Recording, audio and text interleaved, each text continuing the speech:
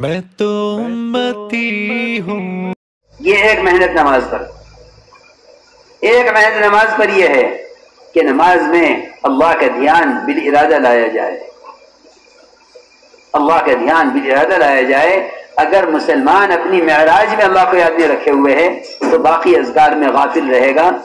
یہ اللہ کے انتہائی قرب کا موقع ہے معراج، اور اسے مومن کی معراج کہا ہے نماز کو۔ اگر نماز میں اللہ کا دھیان نہیں ہے تو نماز میں اللہ کا دھیان پیدا نہ کرنا یہ چھوٹی معصیتوں میں بھی الجھا دیتا ہے، اور چھوٹی معصیتیں صغائر کبائر کی طرف کھینچ کر لے جاتی ہیں۔ اس لیے عرض کر رہا ہوں کہ نماز میں اللہ کے دھیان کی مشق کرو، رکوع میں، سجدے میں، قومے میں، قاعدے میں، جلسے میں، ہر عمل میں کم سے کم 3 بار اللہ کا دھیان بالارادہ لاؤ۔ اللہ کا دھیان خود نہیں آئے گا، اللہ کا دھیان لانا پڑے گا۔ یہ نماز پر مشق کرنی ہے، یہ نماز پر مشق کرنی ہے، کیونکہ نماز ذکر اکبر ہے۔ ذکر اکبر کا مطلب یہ ہے کہ اس سے بڑا اللہ کے دھیان کے پیدا کرنے کا اور کوئی موقع نہیں ہے۔ اس سب سے بڑا اللہ کے دھیان کے پیدا کرنے کا موقع ہے۔ نماز میں کام کرنے والے پرانوں کو خاص طور پر عرض کر رہا ہوں، میں اپنے آپ کو متہم کر کے کہہ رہا ہوں، آپ کو نہیں۔ اگر کوئی تقاضا سامنے ہوتا ہے اس تقاضے سے نماز اس کی متاثر ہوتی ہے۔ رکوع سجدے جلدی کرے گا، گشت میں جانا ہے جلدی نماز پڑھو۔ گشت نماز میں کمال کے لیے تھا، یہ گشت کے لیے نماز کو بگاڑ کر جا رہا ہے۔ مشورہ دین کے قائم کرنے کے لیے تھا، یہ نماز کو بگاڑ رہا ہے مشورے کے لیے۔ جلدی کرو نہ مشورہ کرنا ہے، بیان ہونا ہے جلدی بیٹھو۔ یہ عوابین کی نماز چھوڑ کر بیان سنتے ہیں۔ انہوں نے دعوت عبادت کو ان دونوں کے حق کے ساتھ جمع کرنے کا ارادہ نہیں کیا ہے۔ حضور اکرم صلی اللہ علیہ وسلم صحابی ضروری کام سے آئے، آپ نے اندر آنے کی اجازت نہیں دی، فرمایا میں اپنا معمول پورا کر رہا ہوں عبادت کا، اس درمیان اجازت دینا مناسب نہیں سمجھتا۔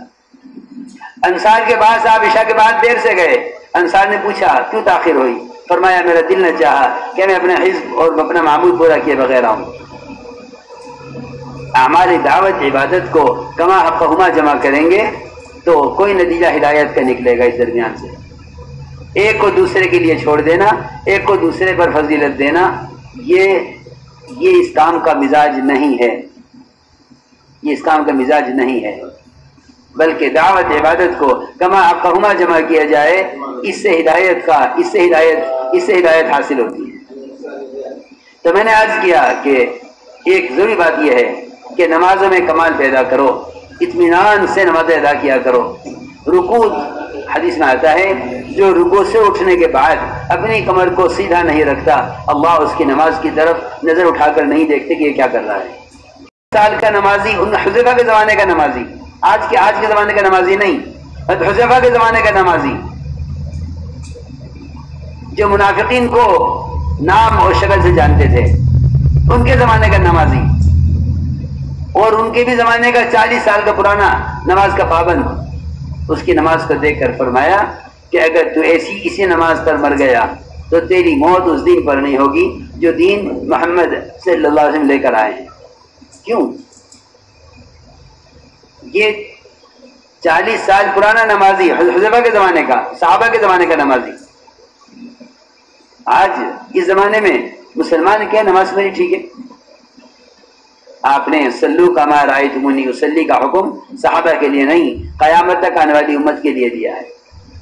اپنی نمازوں کو جتنا سنت کے مشابہ کرو گے اتنی پوری زندگی سنت کے مشابہ ہوتی چلی جائے گی۔ من اقامها فقد اقام الدین۔